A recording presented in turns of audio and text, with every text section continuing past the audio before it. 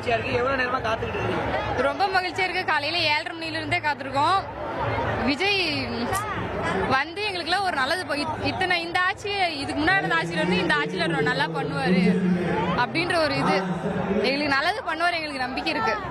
அவர் என்னமா எதிர்பார்க்குறீங்க? குறிப்பா விஜய் அவர்கள் என்ன பேச போறாரு? நாமக்கல் இது வரைக்கும் நடக்காத நல்லதெல்லாம் இதுக்கு மேல நடக்கணும். பெண்களுக்கு ரொம்ப அநியாயம் இனிமேல் நடக்கக்கூடாது. பெண்களுக்கு ரொம்ப பாதுகாப்பா இருக்கணும். அவ்வளவுதான். இந்த ஒயின் ஷாப் மூடணும்.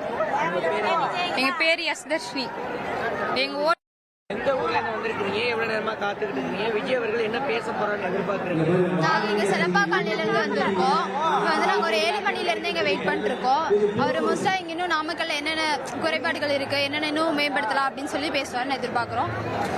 எவ்வளவு நேரமா காத்துக்கிட்டு இருக்கீங்க? நாமக்கல் வராரு, எந்த அளவுக்கு மகிழ்ச்சியா இருக்கு? ரொம்ப சந்தோஷமா இருக்கு. நாங்க 7 மணிக்கெல்லாம் வந்துட்டோம். அப்பையில இருந்து வெயிட் பண்ணிட்டு இருக்கோம் வருவாருன்ட்டு. அவர் ஃபர்ஸ்ட் டைம் பார்க்க போறோம். அதனால ஒரு ரொம்ப சந்தோஷமா இருக்கு. நீங்க சொல்லுங்க, எங்க வந்திருக்கீங்க? விஜய் சார்னா ரொம்ப பிடிக்கும். சின்ன வயசுல இருந்து நான் இது பண்றேன். அவர் கூட போட்டோ எடுக்கணும்னு ஆசையா இருக்குது. அப்பா வச்சு சென்னையில போய் எடுத்துக்கிறாரு. என் பேர் எம் சாதனா ஸ்ரீ. எங்க ஒர்க் பண்றீங்க? குறிப்பா விஜய் அவர்கள் நாமக்கல் வராரு, எந்த அளவுக்கு மகிழ்ச்சியா இருக்கு? என்ன பேசுவார்னு எதிர்பார்க்குறீங்க? அண்ணா நான் நாமக்கல் மாவட்டம் தான். நான் தனிஷ்குல ஒர்க் பண்றேன். என் பேர் வந்து ஸ்ரீமதி. விஜய் அண்ணாவோட தீவிர ரசிகை. நான் இன்னைக்கு விஜய் அண்ணாவோட ஸ்பீச்சை மட்டும் இல்ல, விஜய் அண்ணா கையில நம்மளோட நாட்டையும் ஒப்படைக்க போறோம். பட் பெஸ்டா இருக்கணும் அப்படிங்கறதுக்காக இன்னைக்கு என்ன பேசுறாருன்னு பாக்கலாம்னு வந்திருக்கோம். இங்கதான் ஒர்க்கு.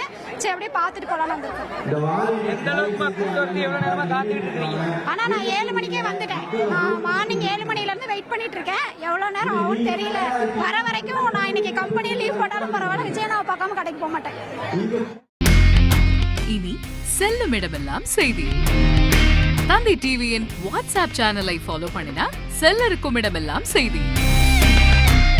இதோ QR கோட் இப்பவே ஸ்கேன் பண்ணுங்க, ஃபாலோ பண்ணுங்க.